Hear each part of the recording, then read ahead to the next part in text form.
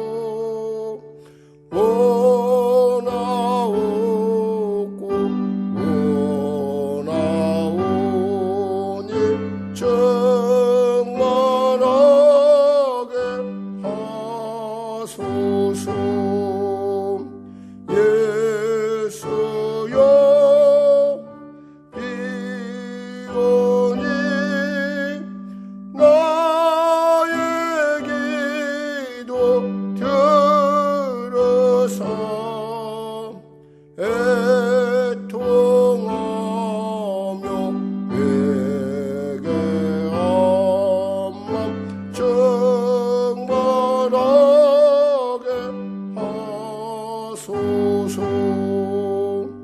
힘이 없고 연약하나 엎드려 소비오니 성령 강림 하옵소서. 충만하게 하소서. 예수여 비오니 나의 기도 들으사 애통하며 내게 한번 충만하게 하소서. 정케하고 위로하사 복을 받게 하소서. 충만하게 하시오니 무한 감사합니다. 예수여 비오니 나의 기도 들어서 애통하며 내게 한번 정말하게 하소서. 아멘. 찬송가 251장입니다.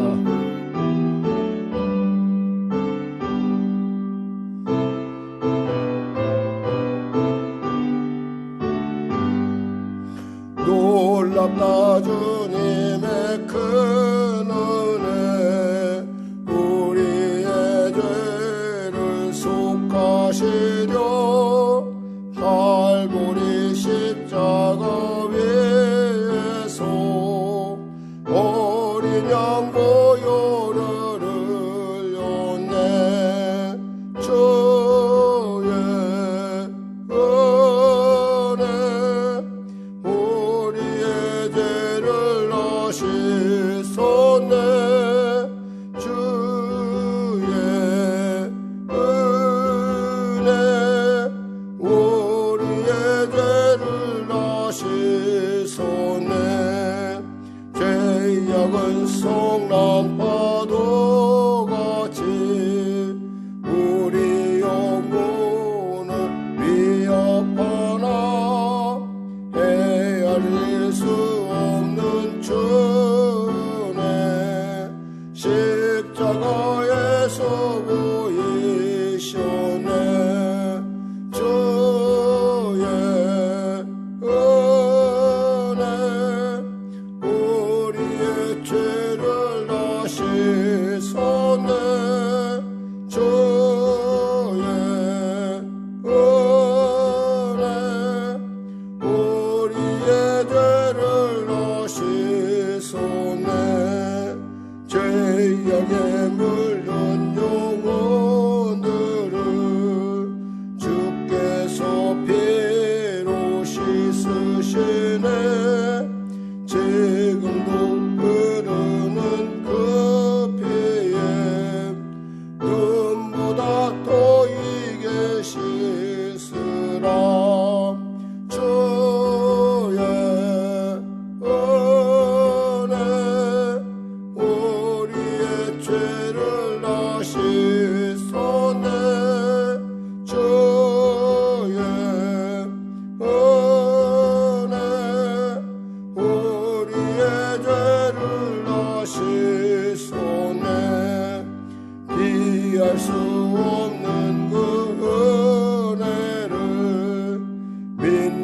자에게 고조드네 형제여 주 앞에 나와서 거짓죄 말고 곧 받으라 주의 은혜 우리의 죄를 다시솟네 주의 은혜 우리의 죄를 다시솟네. 찬송가 252장 드리겠습니다.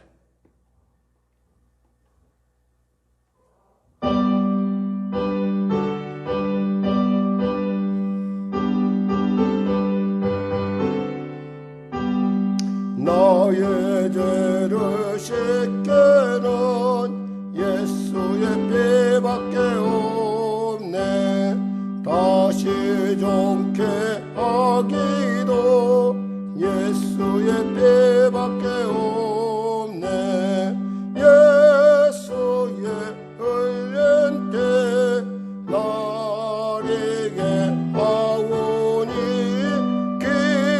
귀하고 귀하다 예수의 피밖에 없네 나를 정케 하기는 예수의 피밖에 없네 사죄하는 증거도 예수의 피밖에 없네 예수의 흘린 피 나에게 하오니 귀하고 귀하다 예수의 피밖에 없네 나의 죄 속하기는 예수의 피밖에 없네 나는 공로 없으니 예수의 피밖에 없네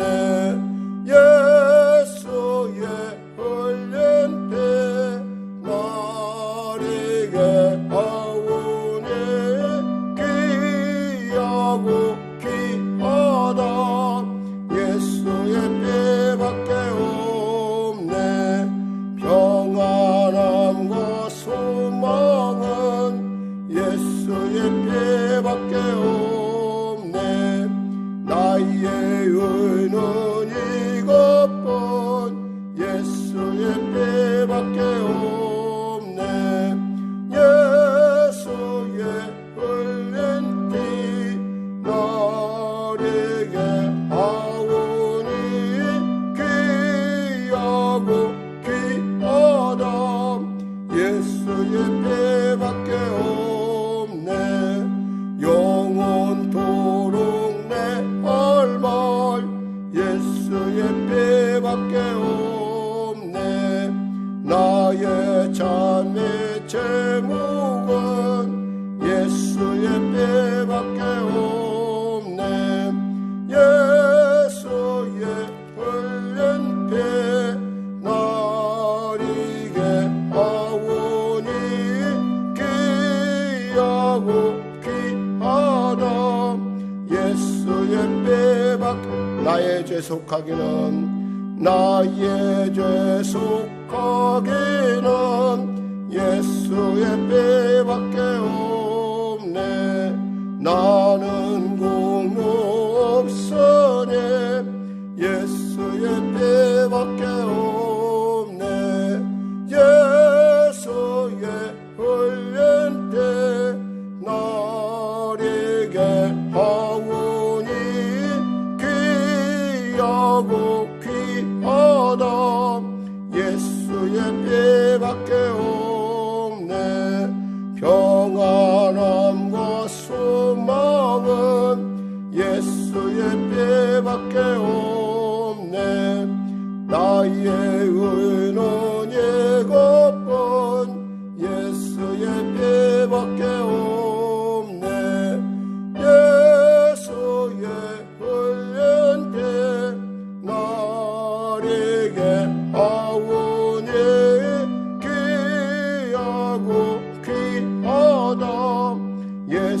예수의 배밖에 없네. 영원토록 내 할 말 예수의 배밖에 없네. 나의 찬미 제목은 예수의 배밖에 없네. 예수의 흘린 피 나에게 하오니 귀하고 귀하다. 예수의 배밖에 없네. 아멘. 기도하겠습니다. 하나님 아버지 감사합니다. 오늘도 하나님께서 귀하고 복된 수요 저녁 예배를 허락하시면 감사합니다. 이 예배 가운데 주의 성령께서 기름 부으시고 함께 하시고 오직 예수 그리스도만이 우리 안에 높여지고 예수 그리스도만 영광 받으시며 또 아버지 하나님께 기뻐하심을 이루는 귀한 예배가 되게 하여 주시옵소서. 영상으로 예배드리는 우리 사랑하는 성도들 한 사람 한 사람 주님 만나주시고 그들이 갖고 있는 갖가지 문제들 가운데 함께하여 주시고 무엇보다도 그들에게 독수리 날개친과 같은 셈을 공급하여 주시고 비전을 주시고 환상을 허락하여 주시옵소서. 특별히 우리 사랑하는 우리 귀한 권사님들, 우리 집사님들, 또 우리 사랑하는 자녀들 예수의 성령으로 충만케 하셔서 그들의 삶 가운데 하나님의 예비하심을 누리고 나아가 하나님의 기뻐하심을 이루는 복된 그리고 아름다운 그리고 영광스러운 삶 되게 하여 주시옵소서. 나라 미지고 불쌍히 여기시고 복음통일 평화통일케 하여 주시고 코로나19가 속히 종식될 수 있도록 그리하여 우리가 대면 예배로 속히 전환될 수 있도록 은혜 베풀어 주시옵소서. 우리의 소모임에 활력을 더하여 주시옵소서. 감사하며 예수님의 이름으로 기도드립니다. 아멘. 하나님은 살아계십니다. 여러분과 은혜 나누실 말씀은요, 로마서 14장 1절에서 12절 말씀 되시겠습니다. 로마서 14장 1절에서 12절 말씀. 저는 본문 말씀을 중심으로요, 믿음의 사람들을 서로 비판하지 말라라고 하는 부분입니다. 자, 우리 같이 합독하도록 하겠습니다. 로마서 14장 1절에서 12절 말씀입니다. 자, 같이 합독하겠습니다. 시작. 믿음이 연약한 자를 너희가 받되 그의 의견을 비판하지 말라. 어떤 사람은 모든 것을 먹을 만한 믿음이 있고 믿음이 연약한 자는 채소만 먹느니라. 먹는 자는 먹지 않는 자를 없인 여기지 말고 먹지 않는 자는 먹는 자를 비판하지 말라. 이는 하나님이 그를 받으셨습니다. 남의 하인을 비판하는 너는 누구냐? 그가 서 있는 곳이나 넘어지는 곳이 자기 주인에게 있음에 그가 세움을 받으리니 이는 그를 세우시는 권능이 주께 있음이라. 어떤 사람은 이날을 전날보다 낮게 여기고 어떤 사람은 모든 날을 같게 여기나니 각각 자기 마음으로 확정할지니라. 나를 중히 여기는 자도 주를 위하여 중히 여기고 먹는 자도 주를 위하여 먹으니 이는 하나님께 감사하며 먹지 않는 자도 주를 위하여 먹지 아니하며 하나님께 감사하느니라. 우리 중에 누구든지 자기를 위하여 사는 자가 없고 자기를 위하여 죽는 자도 없도다. 우리가 살아도 주를 위하여 살고 죽어도 주를 위하여 죽나니 그러므로 사나 죽으나 우리가 주의 것이로다. 이를 위하여 그리스도께서 죽었다가 다시 살아나셨으니 곧 죽은 자와 산 자의 주가 되려 하심이라. 네가 어찌하여 내 형제를 비판하느냐? 어찌하여 내 형제를 없인 여기느냐? 우리가 다 하나님의 심판대 앞에 서리라. 기록되었으되 주께서 이르시되 내가 살았느니 모든 무릎이 내게 꿇을 것이요 모든 혀가 하나님께 자백하리라 하였느니라. 이러므로 우리 각 사람이 자기의 일을 하나님께 짓고 하리라. 아멘. 예, 오늘 저는 본 말씀으로 말씀하신 대로 믿음의 사람, 믿음의 이웃들을 비판하지 말라라고 하는 그런 말씀 나누기를 원합니다. 사실 우리가 믿음을 이렇게 생각해 보면 믿음이 강한 사람이 있는가 하면 믿음이 연약한 사람이 있습니다. 뭐 어쩔 수 없어요. 그건 어쩌면 우리에게 있어서 어떤 이런 다양성을, 그러니까 교회는요 똑같은 사람만 모인 것 같지만 사실 알고 보면 똑같지 않은 사람들이 똑같지 않은 그러니까 서로 간에 전혀 서로 간에 배려하지 않으면 이 교회라는 것이 행복한 모임이 될 수가 없어요. 그러니까 각자 개개인으로 놀면은 물론 서로가 서로를 비판할 이유도 없겠지만 그러나 우리 같이 연합을 이루다 보면은 좀 우리가 서로 다를 수가 있어요. 특히 우리가 기억해야 될 것은 교회, 우리가 흔히 말해서 경건이라는 것은 있잖아요. 나 혼자의 경건도 있잖아요. 교회, 우리가 말하는 경건의 의미는 공동체 안에서의 경건 역시 중요하다는 거예요. 그러니까 내 경건 때문에 다른 사람의 경건을 폄하하거나 혹시 판단해서는 안 된다는 거예요. 이왕이면 우리 모두가 다 경건한 공동체. 그래요, 우리 모두가. 왜냐하면 하나님은 이렇게 말씀하셨잖아요. 예수님이 너희 두세 사람이 내 이름으로 모인 그곳에 나도 그들 중에 있다고 그랬어요. 그러니까 우리가 지금 이 자리에 비록 이렇게 같이 대면하고 있지 않지만 또 지금 이 예배 가운데 아마 같이 가족끼리 같이 예배드리는 분들도 있을 거예요. 그렇다면 뭐예요? 그 안에 바로 하나님이 계시다는 얘기예요. 그리고 비록 우리가 지금 눈으로 보지 못하지만은 우리는 뭐예요? 우리가 성령 안에서 영상을 통해서 우리가 다 하나로 지금 연합되어 있다는 거예요. 그러니까 우리가 정말 우리가 이 경건함, 이 특별히 공동체라는 것은 우리로 하여금 온전한 믿음의 모습을 갖고 가는 데 있어서 굉장히 중요해요. 자, 말씀을 나누겠습니다. 믿음이 연약한 자를 너희가 받되 그의 의견을 비판하지 말라. 받으라 이 말이에요. 믿음이 연약한 자 받아야 됩니다. 그리고 그 생각을 믿음이 연약하니까 어떻게 했어요? 아무래도 말이나 모든 행동하는 것이 결코 그 성숙한 자랑 같을 수가 없겠죠.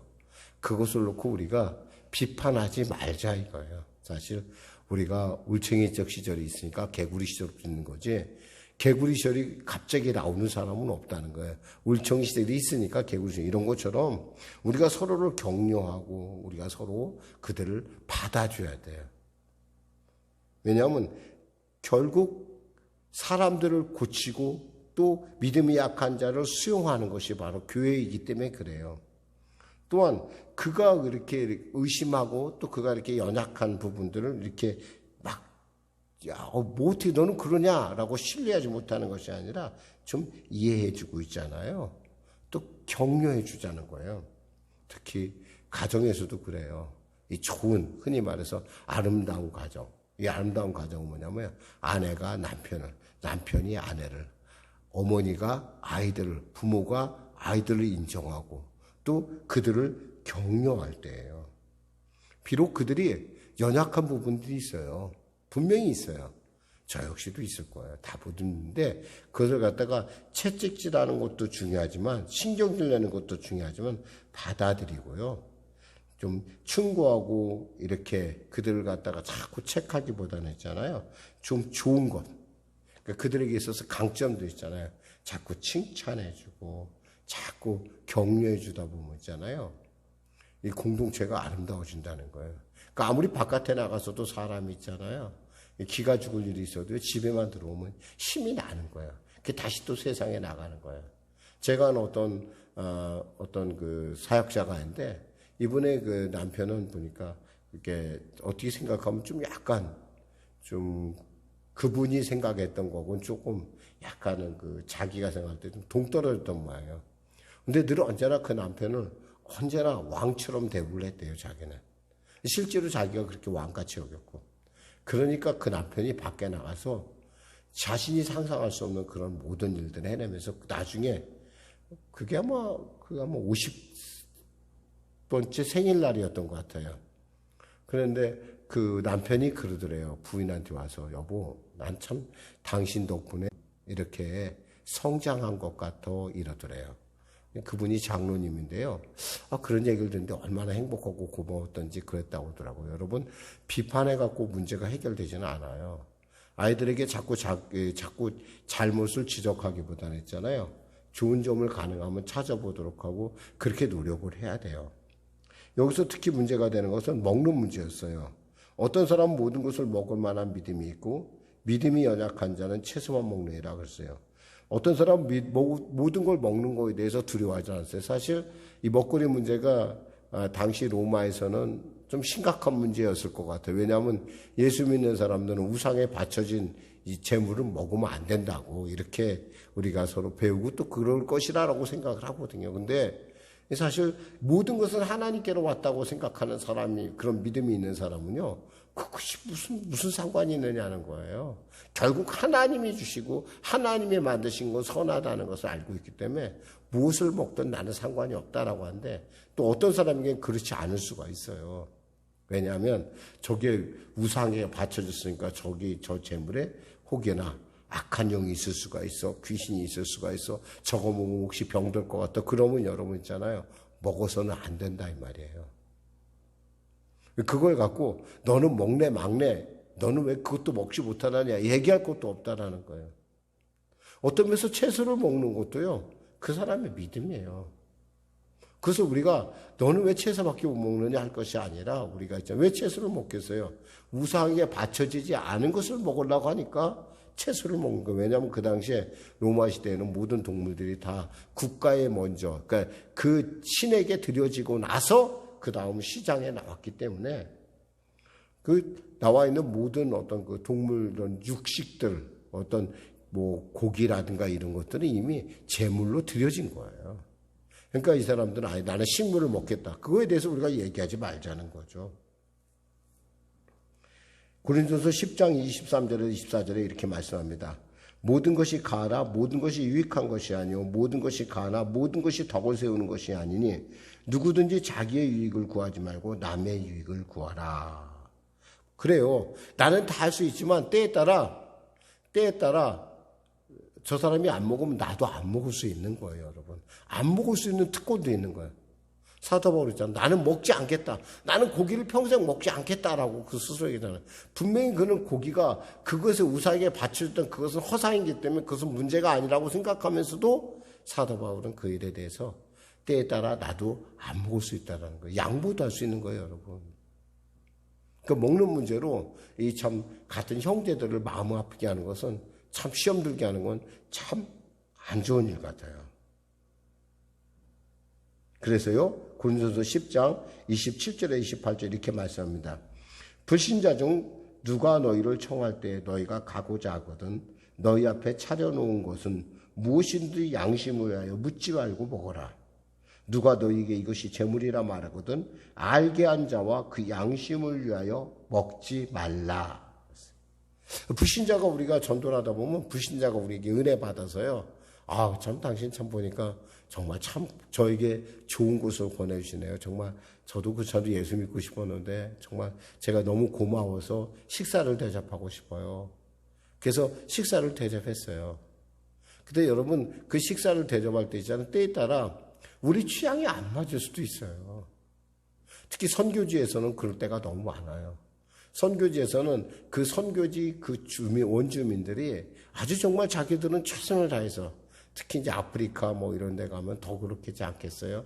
특히 중국만 해도 그래요. 장족 같은 데 가면요, 돼지를 갖다 그냥 생으로 먹는 데도 있대요. 러시아도 그렇고요. 막 그냥 껍데기를 막 잘라갖고 빵에 발라갖고 막 그냥 그 기름을 빵에 발라서 막 먹는다고 하는데, 그 사람들한테는 그게 굉장히 아주 귀한 손님을 대접하는 예예요. 근데 우리가 거기서 만약에 나는 이거 못 먹는다라고 하면 어떻게 했어요? 이 사람 말하고 이 사람 나를 사랑한다고 하면서 전혀 나를 속으로는 보니까 나를 미워하는구나 이렇게 생각하지 않겠어요? 비록 우리가 때에 따라 우리의 진짜 안 맞을 수도 있고, 저거 먹으면 배탈 날 것 같아, 그런 음식도 있을 수 있어요. 그러나 그런 거에서 묻지 말고 먹으라 이거예요. 그래서요, 주님께서 먹으세요. 무슨 독을 마신다 할지라도 결코 해를 받지 않는다고 했잖아요. 우리가 그렇게 믿음으로 먹는 것이지, 뭐 독을 골라서 먹으면서 이 무슨 독을 마신다 할지라도 해를 받지 않는다고 하나님이 그랬으니까 나는 독을 먹어보고 내가 그런지 안 그런지 알아볼 거야. 이건 참 어리석은 일이에요. 그 하나님의 말씀을 정말 자기 멋대로 재단하는, 그것이 아니라 이렇게 선교지에서나 실제로 우리가 전도하다 보면 이럴 때가 있어요.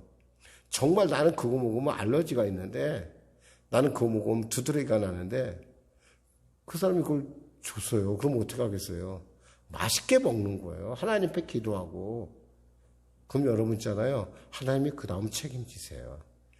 여러분 이런 일들이 한두 번이 아니에요. 사실 우리 전도 현장이나 선교의 현장에 무슨 독을 마신다 할지라도 해를 받지 않냐고 이게 있잖아요. 실제로 우리의 음식 문화 이런 문제에 있어서는 굉장히 많이 나는 문제예요.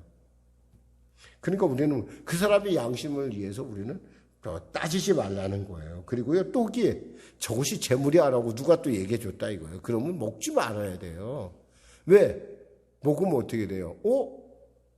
내가 그럼 잘못 알았나? 그 사람의 마음에 상처를 주는 거잖아요. 그러니까 우리가 정말 덕을 세우는 것. 우리가 진짜 우리 예수 믿는 사람은요, 덕스러운 말, 그리고 덕스러운 행동, 덕스러운 삶. 이게 굉장히 중요해요. 사실 우리가 비록 자유를 누릴 수 있지만 그 자유를 포기할 수 있다는 것도 이것도 엄청난 일이에요. 3절에 보니까 여기서 먹는 자는 먹지 않는 자를 업신여기지 말고 먹지 않는 자는 먹는 자를 비판하지 말라. 이는 하나님이 그를 받으셨습니다. 누굴 받으셨어요? 하나님이. 바로 그 사람을 받았다는 거예요. 하나님이 그 사람을 믿는 자로 태워 택했다는 거예요. 그렇다면 우리가 있잖아요. 그거에 대해서 있잖아요. 먹든 안 먹든 업신여기거나 말이에요. 핍박하지 말아야 돼요. 비판하지 말아야 돼요. 결국 누구예요? 그 사람은 누구에게 속해요? 하나님께서 세우신 사람이에요. 우리와 똑같이. 우리는 때에 따라 우리가 좀 신앙이 먼저 가졌기 때문에 우리가 그 사람보다 더 신앙이 좋게 느낄 수는 있어요. 그러나 하나님의 어떤 크고 위대한 관점에서 보면 마치 엠파이어 스테이트 빌딩에서 저 아래, 저 1층 아래에 돌아다니는 사람을 보면 어떤 사람은 2m짜리도 있고 어떤 사람은 1m 70, 어떤 사람은 1m 50도 있을 거 아니에요. 엠파이어 스테이트 빌딩에서 보면 있잖아요. 2m짜리나 1m 50짜리나 있잖아요. 똑같아요. 그저 점같이 보일 뿐이에요. 중요한 건 뭐냐면 그 사람에게 믿음이 있느냐 없느냐예요. 하나님께서 그를 택했냐 안 택했냐. 그러면 어떻게 돼요? 우리는 그를 비판하거나 그를 갖다가 우리가 스스로가 이렇게 업신여기거나 이러면 안 된다는 거예요. 4절에 보면서 남의 하인을 비판하는 너는 누구냐? 그가 서 있는 것이나 넘어지는 것이 자기 주인에게 있으며 그가 세움을 받으니 이는 그를 세우시는 권능이 주께 있습니다. 그렇습니다. 우리 서로 간에 우리가 예수 믿는 사람으로서 서로 있잖아 서로 비판할 이유가 없어요. 우리 있잖아요 격려해야 돼요. 특히 우리 자녀들을 격려해 주시기 바라고요. 우리의 남편들, 우리의 이웃들을 격려해 주시기 바라요. 그럼 여러분을 만나는 그 사람들이요 굉장히 여러분을 좋아해요. 왜냐하면 저 사람은 내게 위로를 주고 용기를 주는 사람이거든요. 저는 여러분들이 용기 주는 분, 용기 주는 부모가 되었으면 좋겠어요. 아이들한테 가끔 우리가 잔소리 하잖아요. 잔소리 하는 거 있잖아요. 조금 덜 하면 있잖아요. 그 말이 가치 있어지고요. 무게가 나가기 시작을 해요. 그리고요. 아이들한테 칭찬은 잘해주면 좋아요. 자주 해주면 좋아요. 지금도 제가 이렇게 공부를 잘할 수 있어요. 제가 사실은 제가 그 초등학교 한 3학년 때까지만 하더라도요. 공부에는 취미가 없었어요. 제가. 근데 공부를 제가 하게 된 가장 결단적인 이유가 4학년 때 우리 초등학교 선생님이 저를 이렇게 보시더니 그러더라고. 너는 참 공부를 잘할 것 같구나 그랬어요. 근데 그 선생님을 제가 굉장히 좋아했거든요. 그 선생님한테 그런 칭찬을 들으니까 마치 하늘을 나는 것 같았어요. 그때부터 정말 열심히 공부했어요. 얼마나 열심히 공부했느냐? 코피가 날 정도로 열심히 했어요. 그게 처음으로 정말 그렇게 그러니까 반에서 뭐 이렇게 못하지는 않았는데 중간 이상이었는데 갑자기 막 1등도 하고 어쩌 2등도 하고 막 그랬어요. 그러니까 상이라는 상은 거의 다 받았던 것 같아요. 왜냐면 그 선생님이 막 칭찬해 주는 게 막 너 잘했다고 막 해주는 게 너무 고맙고 너무 막 즐겁고 행복해서 그랬어요. 그러다 보니까 공부도 하면 되는구나라는 걸 알았어요. 여러분 아이들에게도 있잖아요. 여러분 그런 용기를 주세요. 못한다는 거 있잖아요. 자기들이 더 잘 알아요. 여러분 잘 아니까 못한다는 것보다 너는 보니까 그런 점이 참 너는 참 괜찮더라. 너는 참 담대하고 너는 공부한다 보니까 역시 지혜가 있어. 참 대단해. 하나님께서 지혜를 주시나 봐. 그래 너희 하나님이 너와 함께하고 있구나. 이렇게 여러분 있잖아요. 정말 진지하게 아이들을 생각하고 아이들을 격려해 주면 그 아이가요. 하나님의 선택 안에 있는 아이이기 때문에 하나님께서 그 아이를 향한 크고 놀라운 비밀들을 그 아이를 통해서 나타낼 수 있다는 거예요. 왜냐하면 우리 하나님은 살아계시거든요. 또 이런 사람도 있었던 것 같아요. 5절에 보니까 어떤 사람은 이 날을 전날보다 낮게 여기고 어떤 사람은 모든 날을 같게 여기나니 각각 마음으로 확정할지니라 그랬어요. 사실 이 날과 저날, 날 따지는 것. 사실 당시 유대인들은 이 날을 많이 따졌어요. 근데 이 날을 많이 따지다 보니까 생긴 이단도 있어요. 안식교라고 여러분 아실지 모르겠어요. 그러니까 안식일 날이 주일이고 뭐 이렇게 사실 그게 아니에요.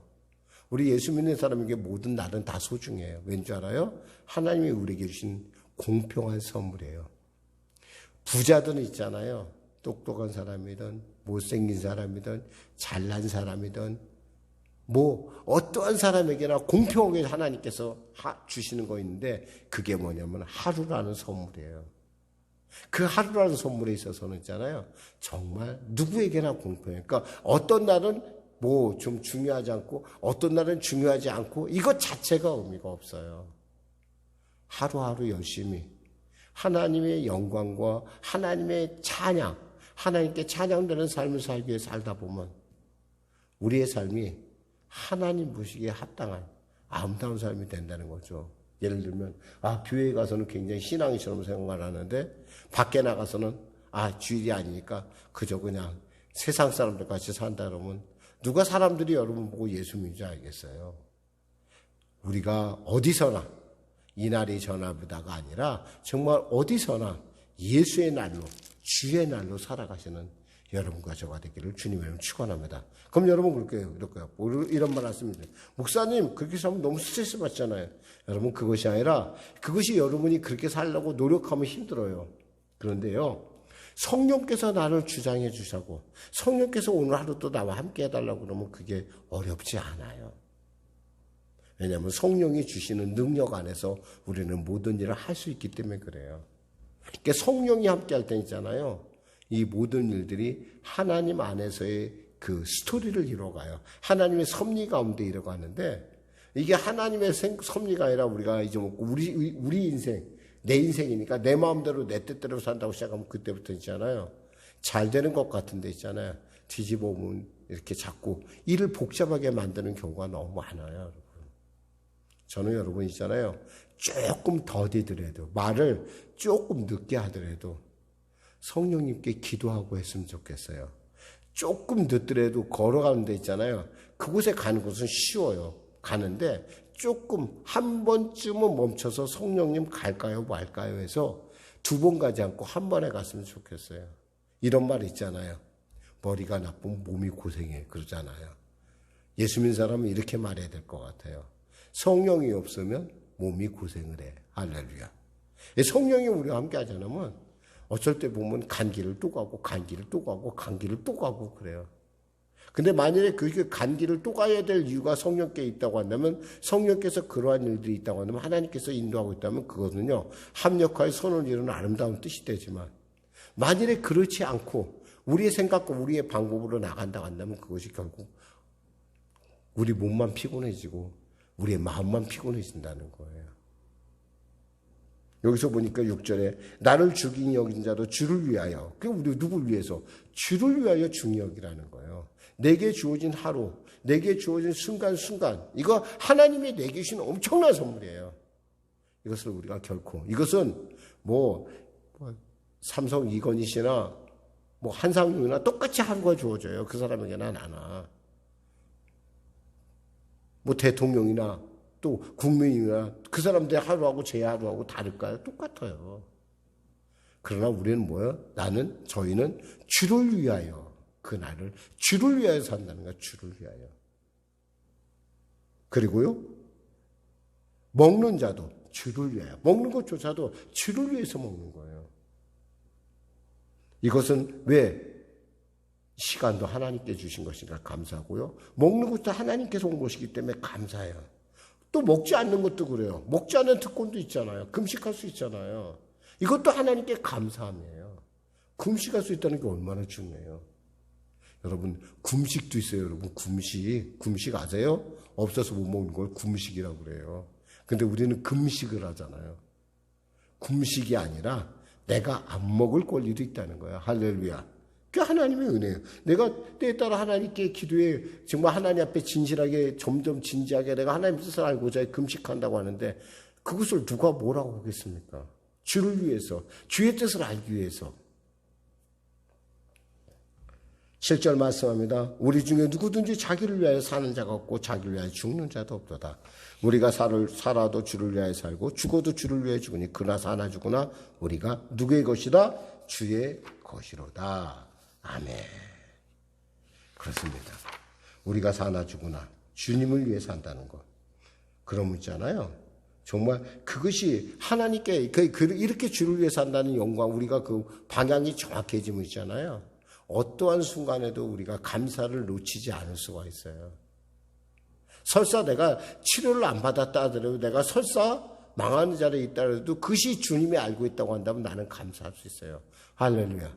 문제는 내가 일을 저질러 놓고 문제를 주님 앞에 모든 걸 떠맡길 때 이런 때 문제가 발생을 하는 거예요.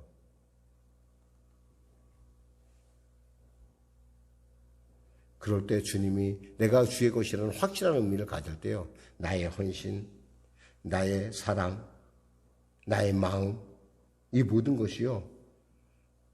그를 불행하게 만들 수 없어요. 왜? 하나님께서 합력하여 선을 이루고 하는 과정으로 우리를 이끌어 가시기 때문에 그래요. 하나님은 우리에게 언제나 감당할 시험만 주시기 때문에 그래요. 감당치 못할 시험을 당할 때는 피할 길을 내시는 살아계신 하나님이시라는 사실이에요, 여러분. 9절을 말씀 읽겠습니다. 이를 위하여 그리스도께서 이를 위해서 우리가 이러한 삶을 확신하기 위해서 예수님께서 뭐 했다고요? 죽었다가 다시 살아나셨으니 곧 죽은 자와 산 자의 주. 우리의 주는 누구예요? 죽은 자와 산 자의 주가 되신다는 겁니다. 할렐루야. 그분이 영원한 소망이에요. 그러니까 그분이 영원히 살아계시기 때문에 우리는 소망이 있는 거예요. 그러면서 10절에 말씀합니다. 내가 어찌하여 내 형제를 비판하느냐 어찌하여 내 형제를 업신여기냐 우리가 다 하나님의 심판대 앞에 서리라. 사실 우리는요 너무나 달라요. 얼마 전에 그런 얘기를 하더라고요. 누가 그런 얘기 하더라. 그 탤런트 하이라 씨의 남편인 하이라 씨의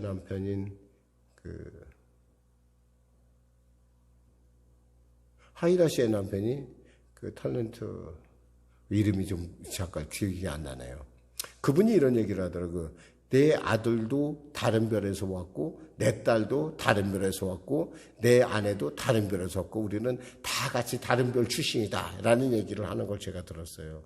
아주 굉장히 정말 정확한 표현이에요. 비록 내 속에 낳았지만 있잖아요. 그 아이가 나하고 같을 수 없어요, 여러분. 이렇게 다양한 거예요. 그러니까 우리 있잖아요. 서로 그거에 대해서 이상하다해서 그를 핍박하거나 비판하거나 무시하지 말고 그것을 사랑으로 그리고 이해와 감사로 받아들이세요. 왜? 우리는 뭐예요? 우리는 교회를 이루는 지체이기 때문에 그래요. 우리 한 사람이 없어지면 교회가 깨지는 거예요. 그러니까 우리 가족이 깨지는 거예요. 그러니까 여러분, 우리 모두 하나님께서 우리에게 주신 귀한 교회를 위하여 하나님의 귀한 다양함이 그 안에 숨어 있다라는 거예요. 그러니까 우리는요, 믿음이 약한 자를 비판하지 말고 참아주고 기다려주고 그런 과정을 통해서 가정이 성장하고요, 교회가 성장하고요, 우리의 자녀들이 성장하는 거예요. 목사님 언제까지 참아야 돼요, 여러분? 변화될 때까지 참으시면 돼요. 왜냐하면 반드시 변화되게 되어 있어요. 예수님은요, 변화를 시키는 하나님이시더라고요. 자, 말씀 읽겠습니다. 기록되었을 때 주께서 이르시되 내가 살았노니 모든 무릎이 내게 꿇을 것이요 모든 여가 하나님께 자백하라 하였느니라. 그러면 우리 각 사람이 자기 일을 하나님께 직구하리라. 결국 심판주는 누구예요? 하나님이 하세요. 여러분이 심판주가 되려고 하지 마세요, 여러분. 하나님께 맡겨드리세요.